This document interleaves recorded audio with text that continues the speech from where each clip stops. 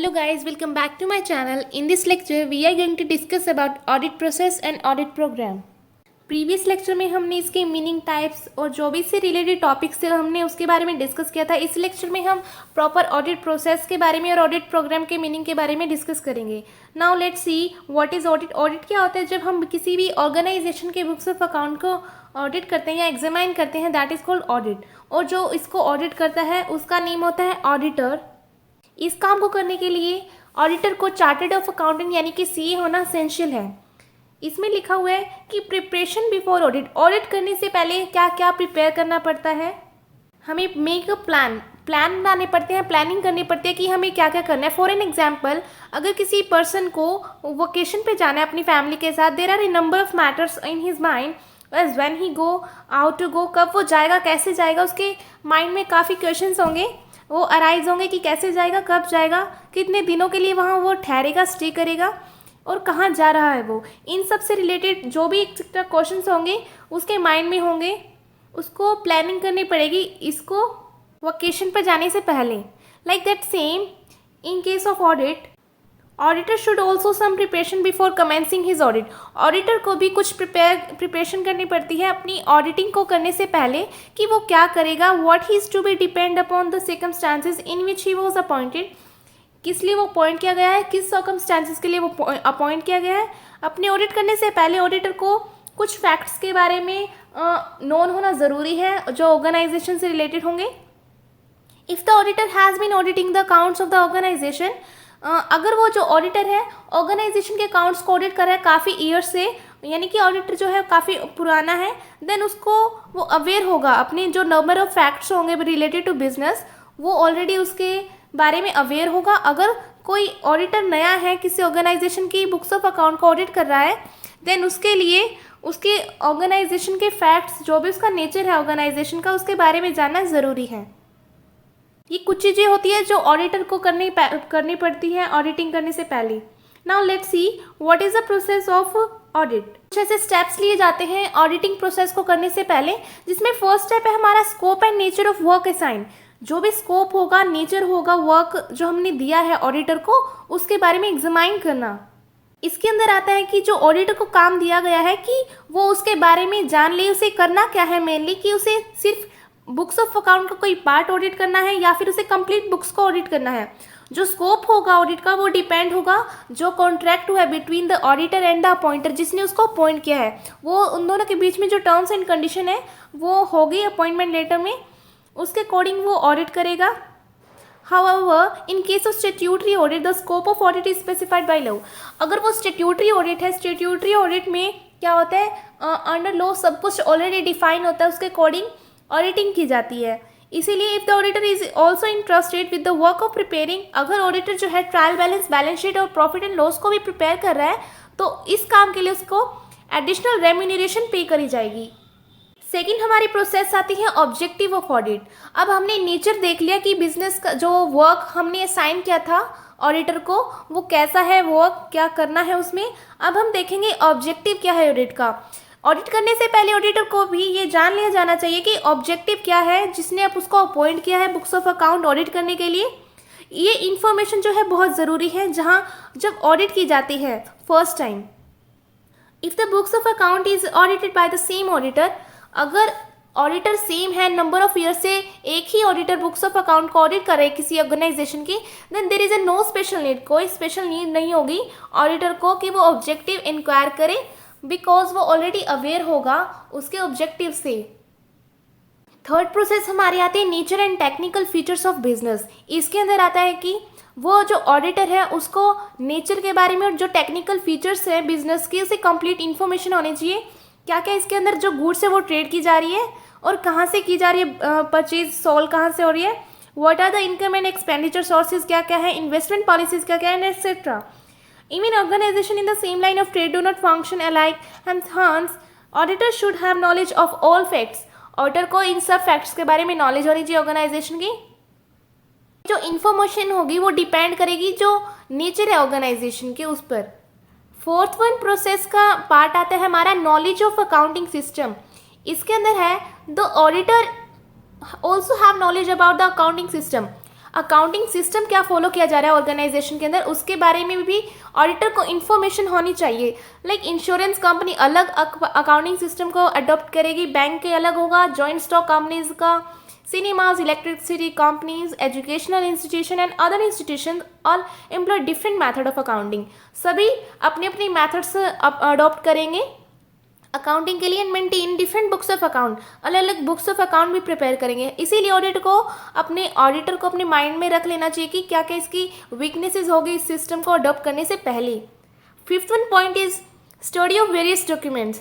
Study of various document means auditor को सब कुछ पता होना चाहिए जो भी लॉज रिलेटेड है ऑर्गेनाइजेशन के ऑडिटिंग करने से पहले। He should also be aware about the rules and regulation of the organisation.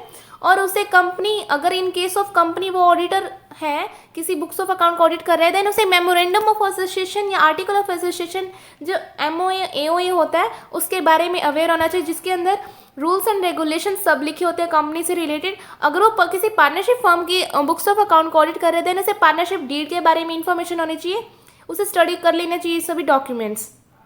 6th point is list of books of account.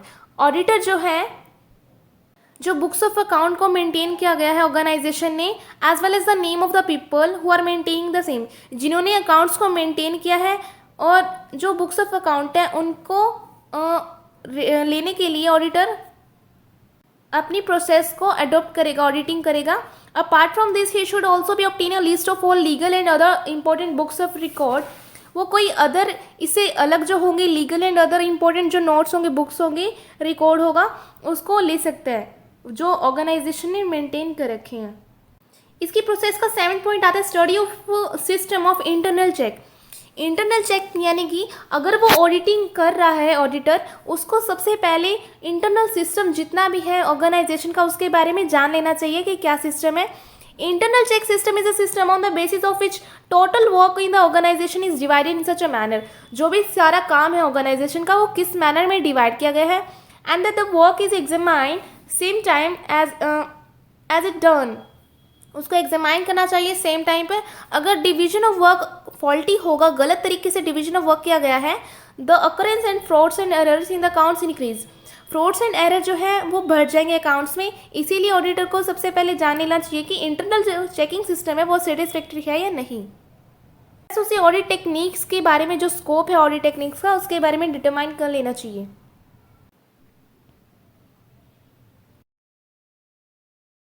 8th point is knowledge of previous year final accounts. Final accounts के बारे में भी auditor को information होनी चाहिए। Final accounts means अगर organisation already establish है, उसके फाइनल अकाउंट्स ऑलरेडी प्रिपेयर किए गए होंगे, profit and loss account and balance sheet जो हमें फाइनेंशियल पोजीशन की इन्फो देता है ऑर्गेनाइजेशन की।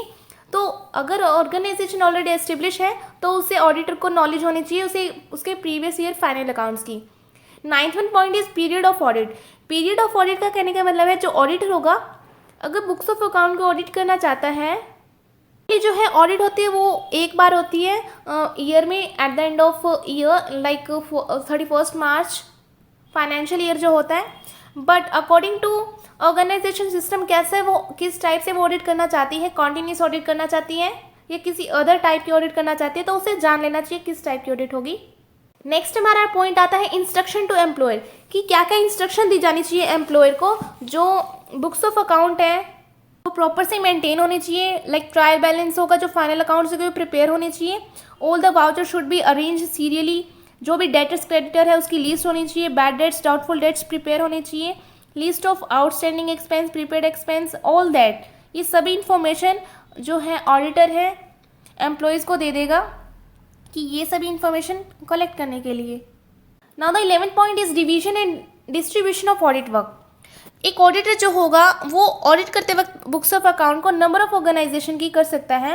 हंस in order to complete the entire work within the specified time and division distribution of work become necessary. इसीलिए एंटायर काम को विद इन द टाइम उसको कंप्लीट करना ये असेंशियल हो जाता है। हर चार्टर्ड अकाउंटेंट के पास कुछ असिस्टेंट्स होते हैं जो for training known as article clerk बोलते हैं उनके हम।